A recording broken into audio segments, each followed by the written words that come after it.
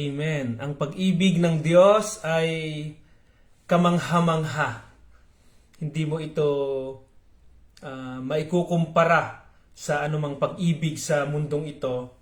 Bagaman may mga maririnig ka na mga kwento tungkol sa pag-ibig na mapapahanga ka talaga.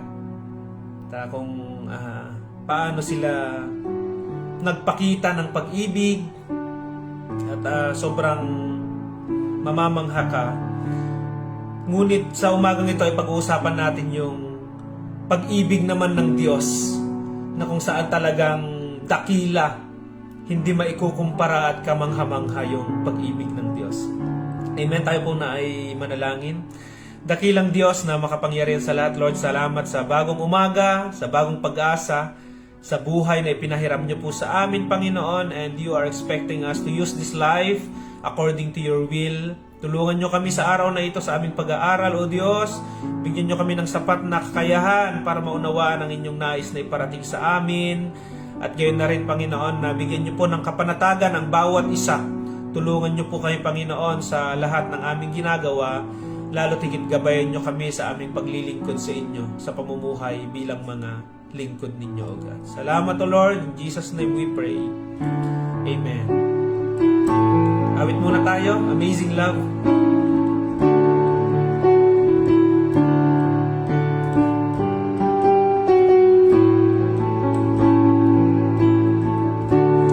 I'm forgiven because you were forsaken. I'm accepted. You were condemned.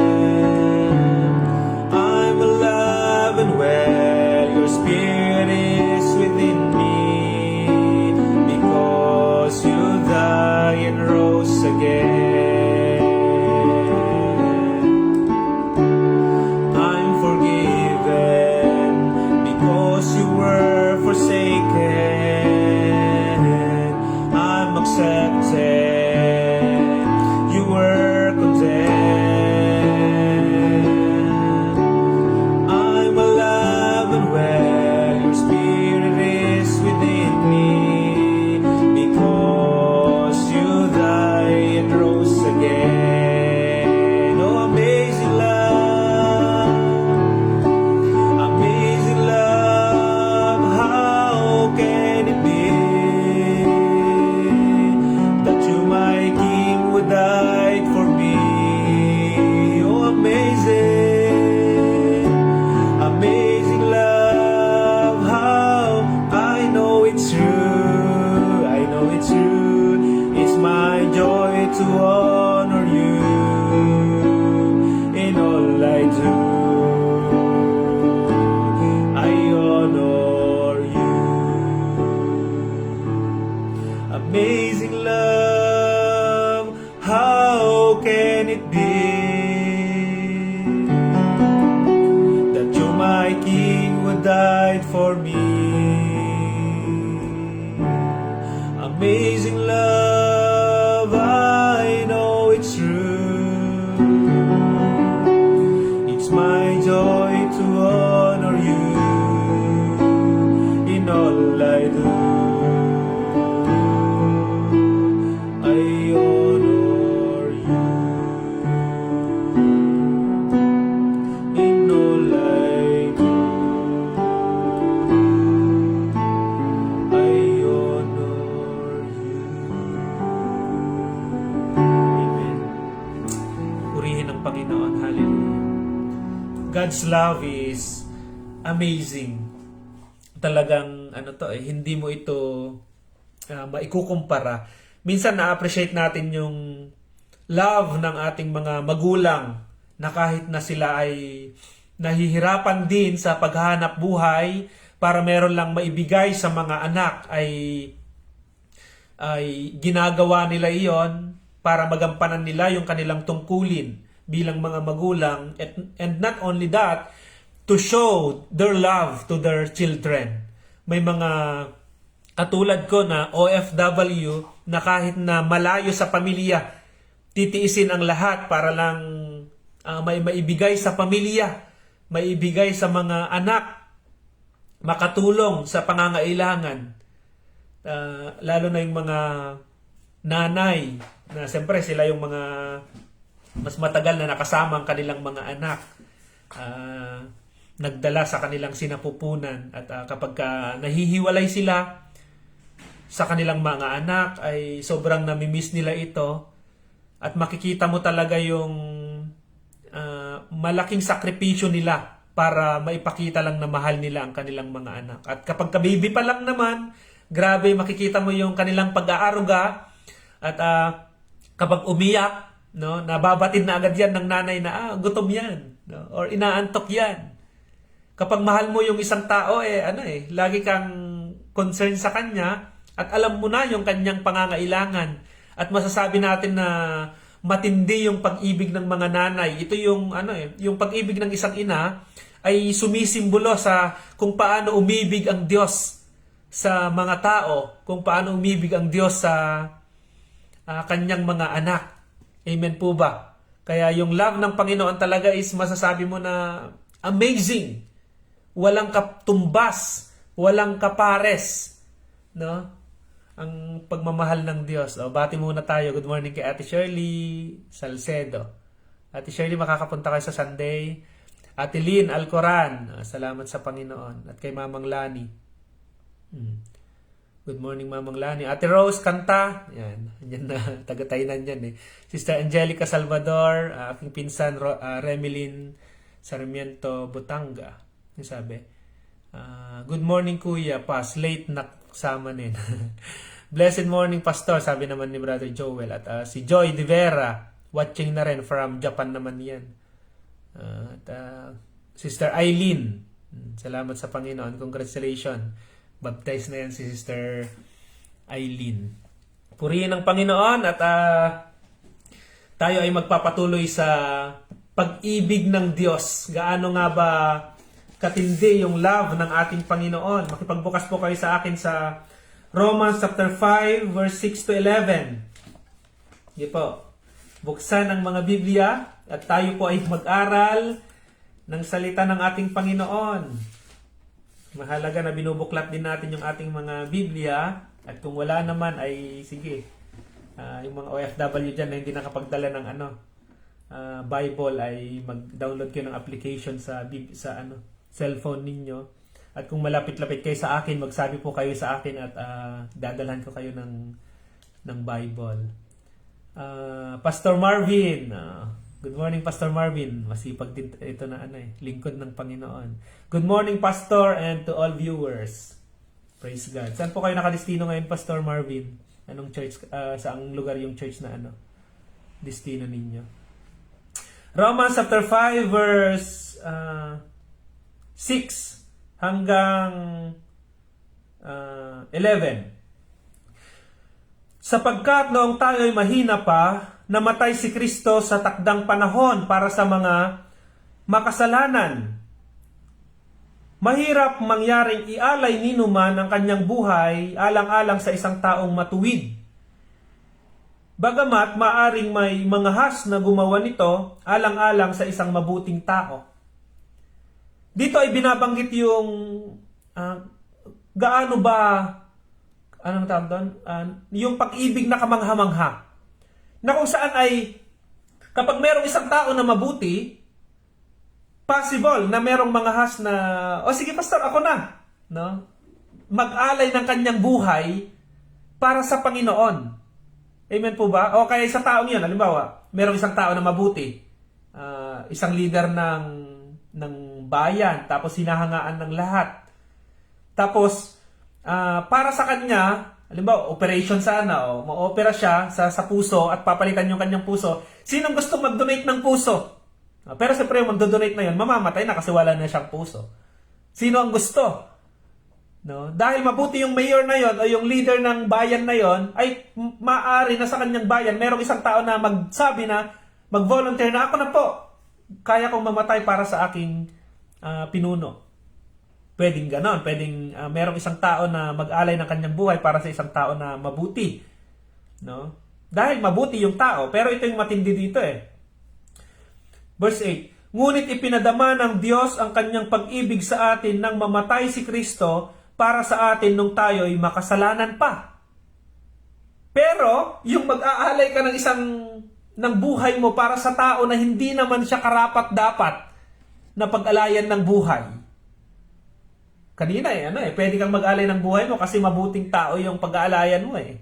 Amen po ba? Ngayon, yung pag-aalayan mo ng buhay mo, yung mamamatay ka para sa taong hindi siya worthy, no? Parang hindi worth it yung pagkamatay mo, ay parang yun.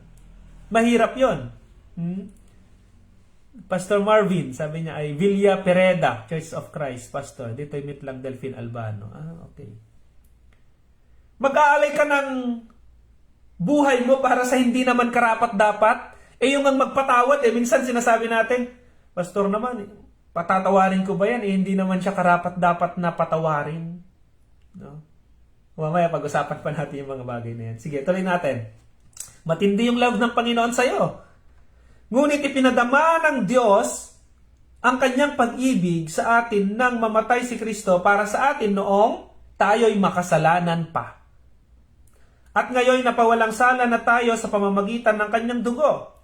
Lalo ng tiyak na maliligtas tayo sa puot ng Diyos sa pamamagitan niya.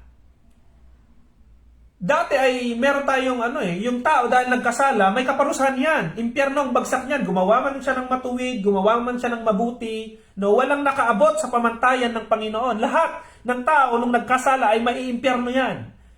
But for God so loved the world, He gave His one and only Son, no? Upang ang sumampalataya sa Kanya ay hindi na maparusahan, kundi magkaroon ng buhay na walang hanggan. Amen po ba? Good morning kapatid na Walter Gray at kay kapatid na Josefina Pineda. Verse 10, dati tayo'y mga kaaway ng Diyos, ngunit ngayon tinanggap na niya tayong mga kaibigan alang-alang sa pagkamatay ng kanyang anak. Kaya tiyak ang pagkaligtas natin sa pamamagitan ng pagiging buhay ni Kristo. Hindi lamang ito, nagagalak kayo at nagpupuri sa Diyos sa pamamagitan ng ating Panginoong Hesukristo sapagkat dahil sa Kanya ay tinanggap tayo ng Diyos na mga kaibigan niya. No? Ang turing sa atin, dati kayo ay mga kaaway ng Diyos.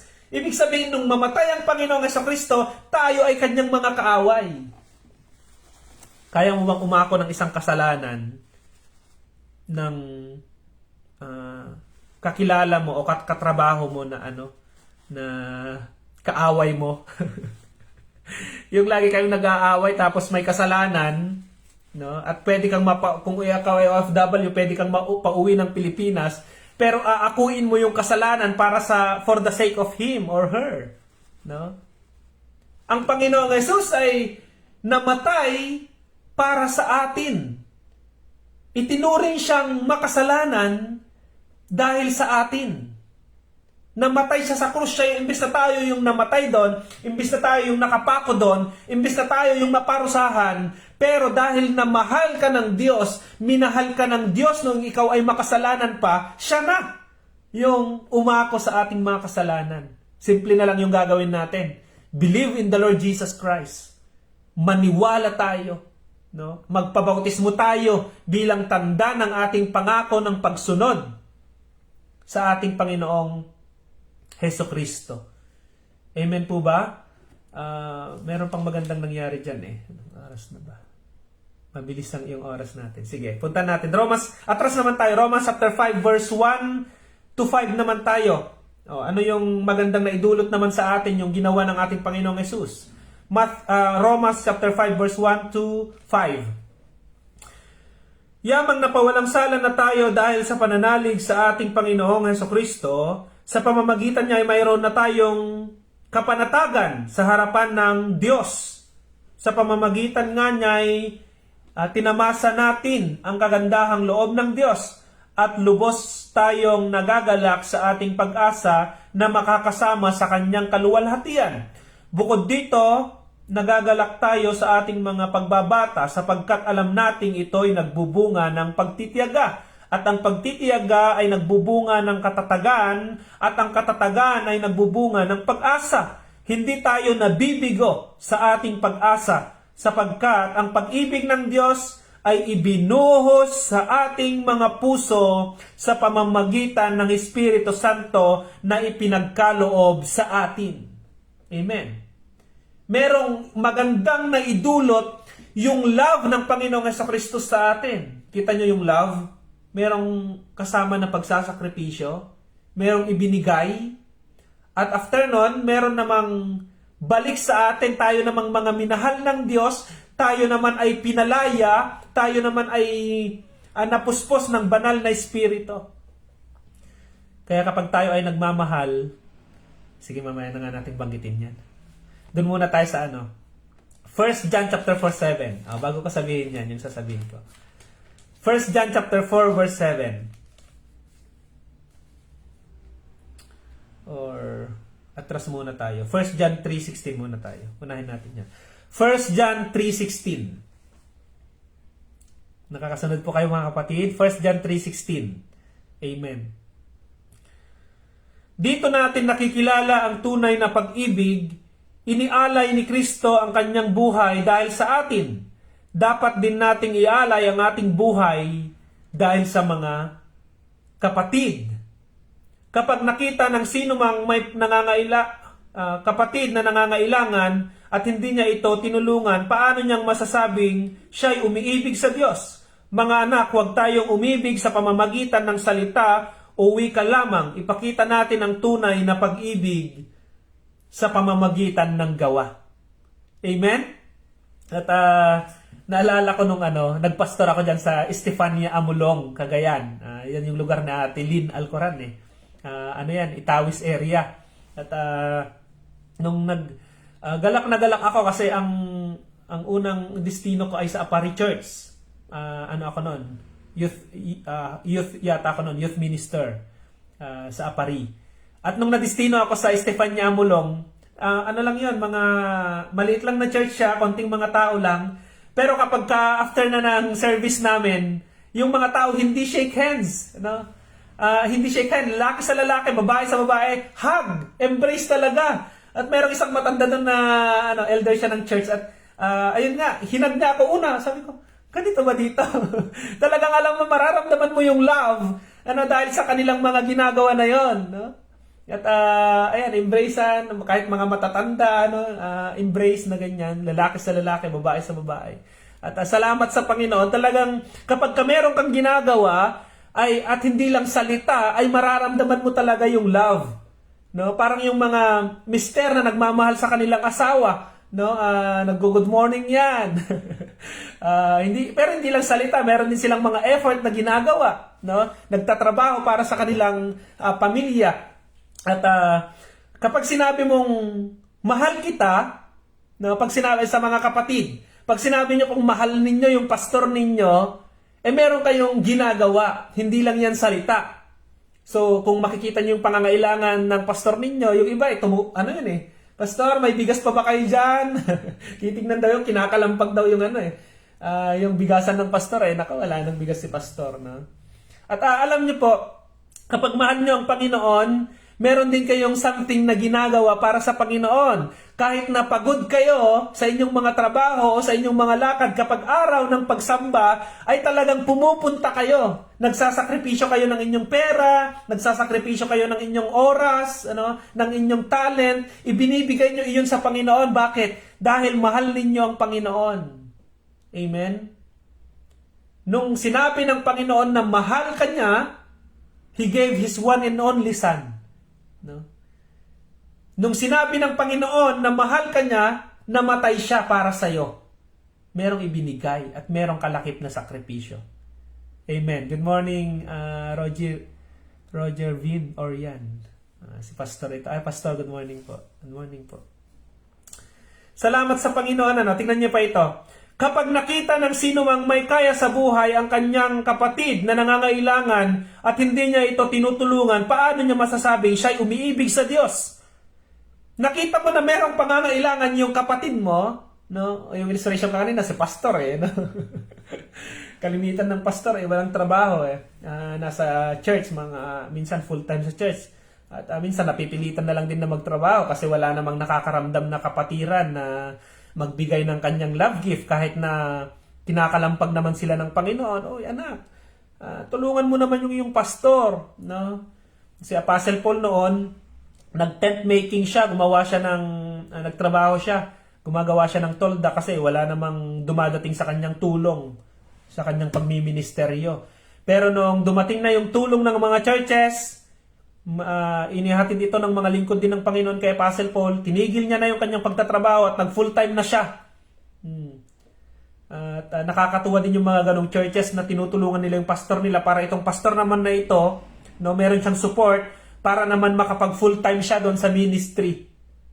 Kaya hindi rin natin masisiminsan yung mga pastor na magtrabaho kasi wala namang mga kapatiran na makaramdam o hindi man lang mapag-usapan sa loob ng church na mabigyan naman ng love gift.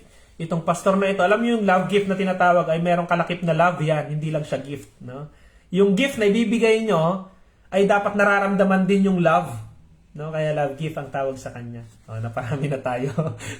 Purihin ang Panginoon. Ang binabanggit ko dito ay kapag ka meron kang pagmamahal, pag sinasabi mong mahal mo, no, ay meron kang gagawin.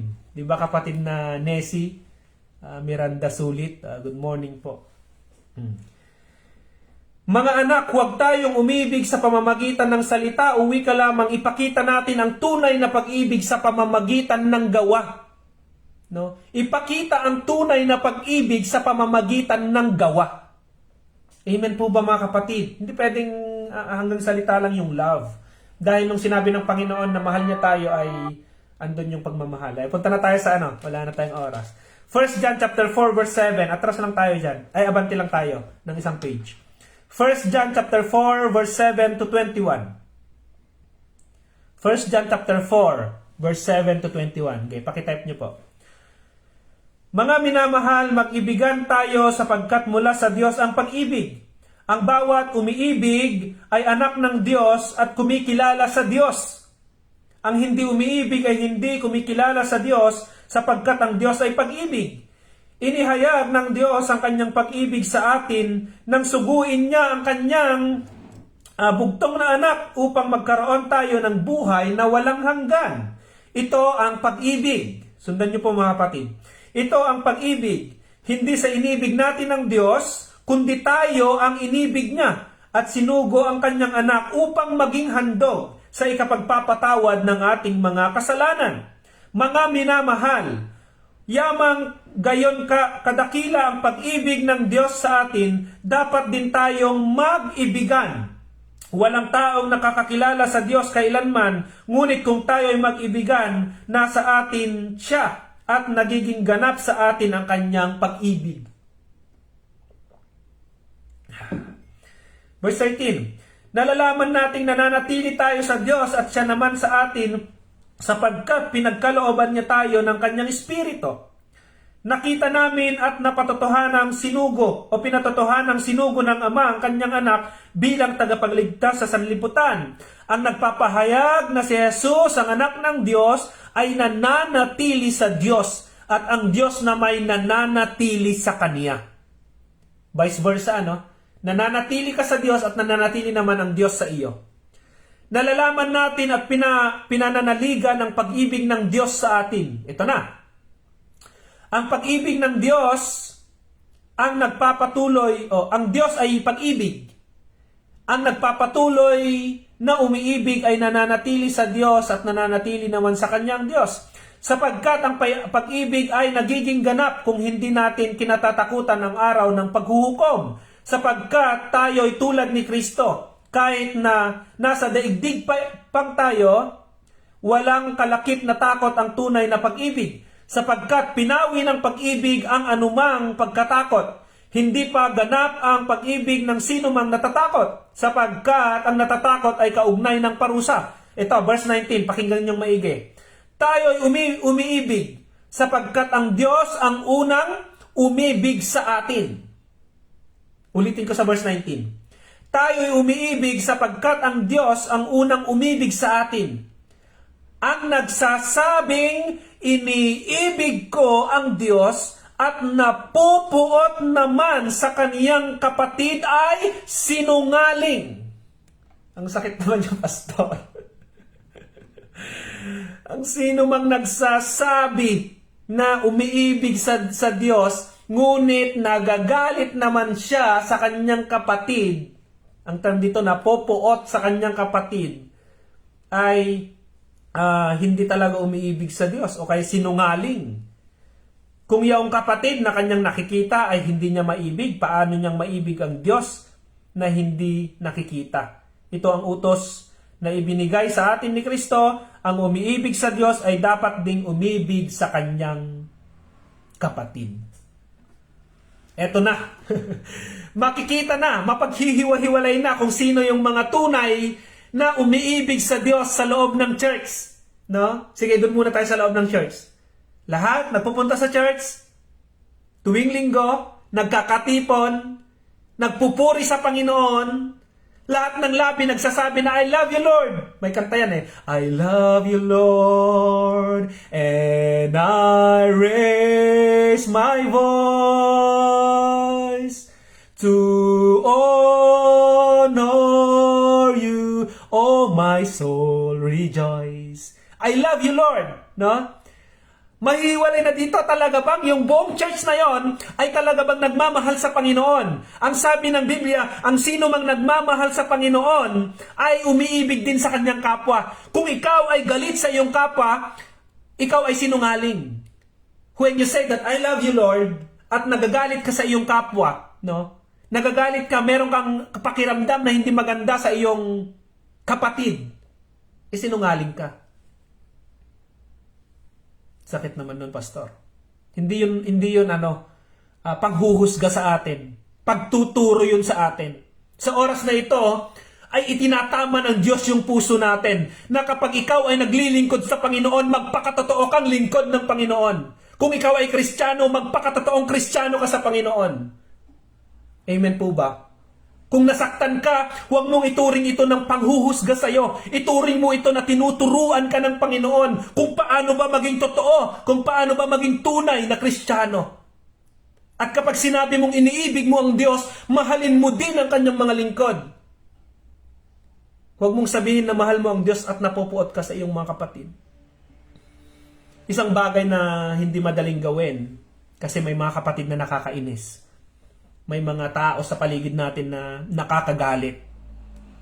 Na wala ka namang ginagawang masama pero sinisiraan ka o ginagawan ka ng hindi maganda. Hindi yun madaling gawin. Na ibigin mo yung taong hindi karapat dapat na ibigin. Hindi yun madaling gawin na patawarin mo yung tao na hindi naman worthy doon sa pagpapatawad mo. Hindi yun madaling gawin. Alam mo anong kailangan mo? Kailangan mong maging tunay na anak ng Diyos. Alam mo kung ano yung dapat mong gawin? Hayaan mo na ang Diyos. Turuan ka at tulungan ka na maging tama yung puso mo sa paglilingkod. Na kapag sinabi mong mahal mo ang Diyos, kaya mo din na mahalin even yung mga tao na hindi naman karapat-dapat na mahalin. Amen po ba? Amen po ba mga kapatid? Tayo ay minahal lang din ng Panginoon. Pinatawad lang din naman tayo ng Panginoon Alam mo nung panahon na namatay ang Panginoon para sa atin, sa tingin ko hindi rin tayo karapat-dapat na mahalin at ibigin ng Diyos. Pero dahil yung love ng Panginoon ay kamangha-mangha. Inibig niya tayo, pinatawad niya tayo at binigyan ng pagkakataon na maging lingkod niya. At hindi nga alipin Tayo yung mga itinuring na kaibigan ng Diyos. Amen?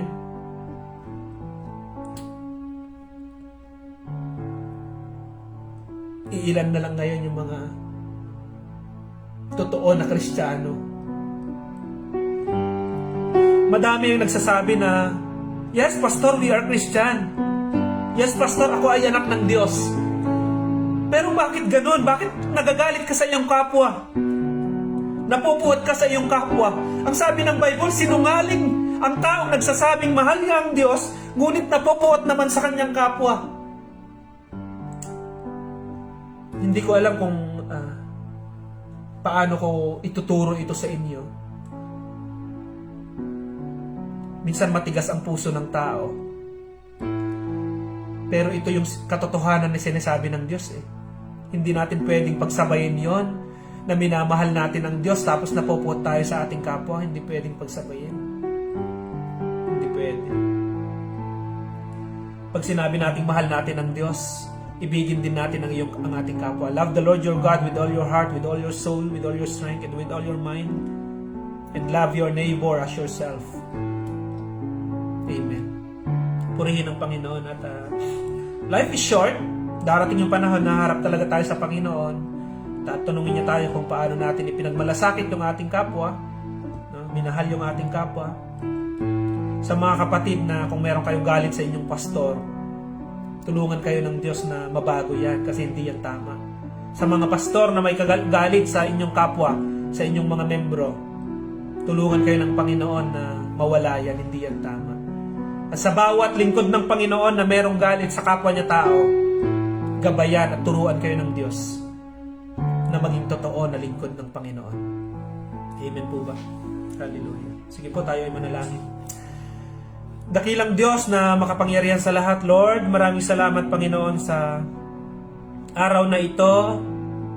Mabigat man yung inyong mga salita ngayon na kapag kami nagsasabing umiibig kami sa Diyos at napupuot o nagagalit naman kami sa aming kapwa, ay kami ay mga sinungaling. But praise be to you, O God. Salamat sa araw na ito kasi tinuturuan nyo kami na maging totoo. Na yung puso namin ay dapat tunay na naglilingkod sa inyo. Nasisiyasat ninyo, Panginoon, ang puso namin. Kilala ninyo kami. Tuwing nagpupuri kami, Panginoon, sa inyo, ay nakikita nyo yung puso namin kung totoo ba na kami ay umiibig sa inyo.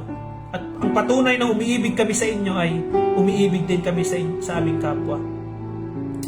Sa oras na ito, pinagpipray ko ang mga nasaktan na puso.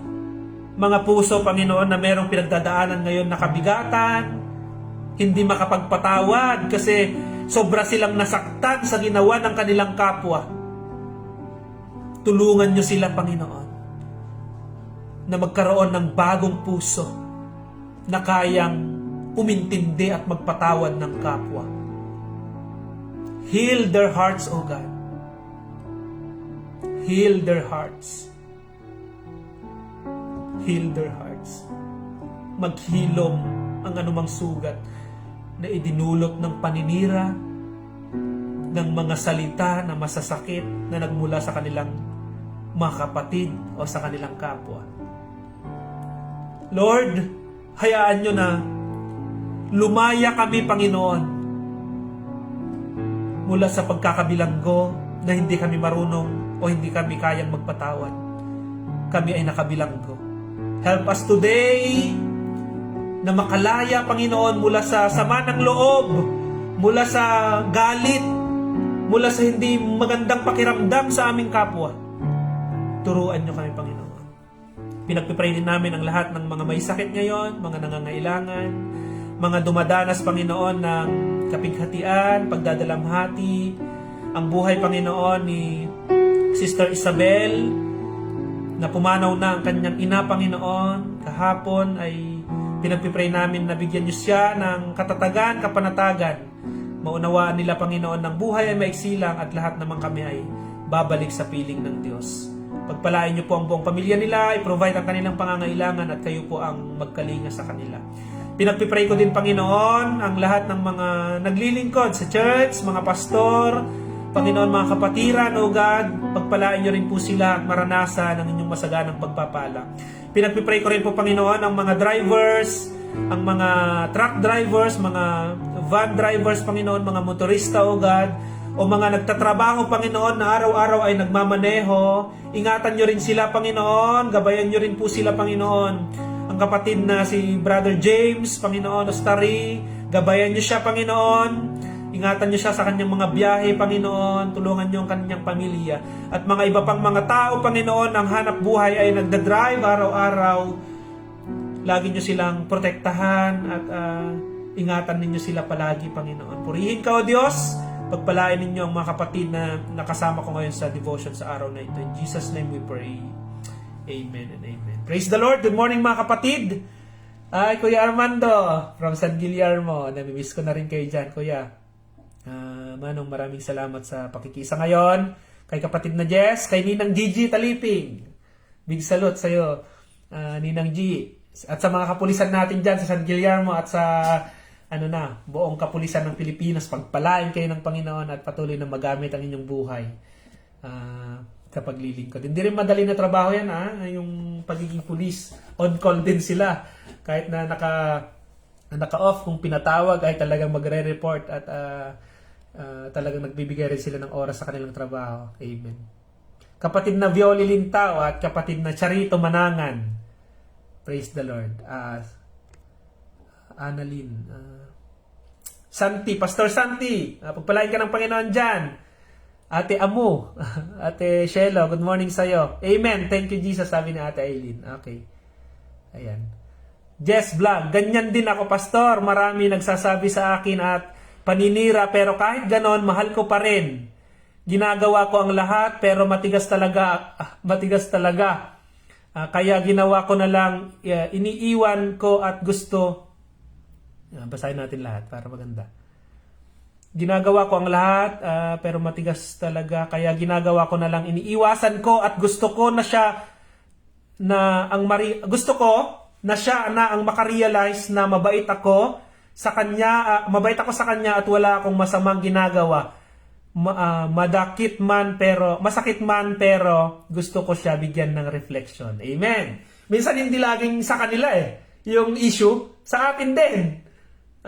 Paano naman tayo? Kung gumagawa sila ng hindi maganda, ikaw naman, gumawa ka na lang ng maganda para sa kanila. Minsan, focus natin sa sarili din natin na tulungan din tayo ng Panginoon na mag-grow. Tama po ba yon? Amen. Tama, sabi naman na kapatid na Santi, tama kapatid Jess Vlog, ang iyong ginagawa, ganun din ako. Iniisip yung ginagawa nila sa akin dahil, hindi ko na iniisip yung ginawa nila sa akin dahil alam kong ang Diyos ay nasa atin. Amen. Praise the Lord. At ang ganda ng ganung mga pananaw na hayaan mo na kung ano yung iniisip nila sa'yo, wag mo nang isipin. Ang isipin mo lang yung sa'yo. Matatagtagan pa yung isipin mo Iniisip mo na sinisiraan ka, iniisip mo na, hayaan mo na, ang alam na yan ng Diyos. Ang Diyos, ipagtatanggol ka niya, ang Diyos hindi ka niya iiwan, kasama mo ang Diyos. Kung sinisiraan ka nila, alam nyo, darating din yung panahon ng Panginoon magpaparusa sa kanila. Pero wag mo nang isipin yun, wag mo nang, yung ipanalangin na, Lord, parusahan mo sila, wag po. Lagi mong isipin na, Lord, tulungan niyo po ako na maunawaan ko sila, bigyan niyo po ako ng mahabang pasensya, ipanalangin mo yung sarili mo, wag laging sila. At ang bahala ng Diyos na manghusga sa kanila. Thank you, Lord. Thank you, Pastor, sa pagsali sa iyong prayer kay kapatid na James. Namimiss ko na rin yan. Gitarista namin dati sa church. Bro, pagpalain ka ng Panginoon.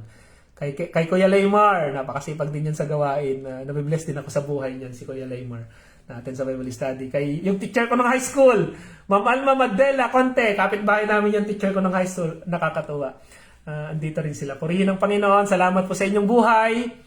At pagpalain po kayo ng Panginoon, lumago tayo sa salita ng Panginoon, maging totoong lingkod tayo ng Panginoon, merong personal na relationship sa Panginoon, at kung paano tayo minahal ng Panginoon, kung paano ipinakita ng Diyos yung pagmamahal niya sa atin, ganun din po tayo. Praise the Lord! See you po bukas. Overtime na tayo. God bless po. Bye-bye!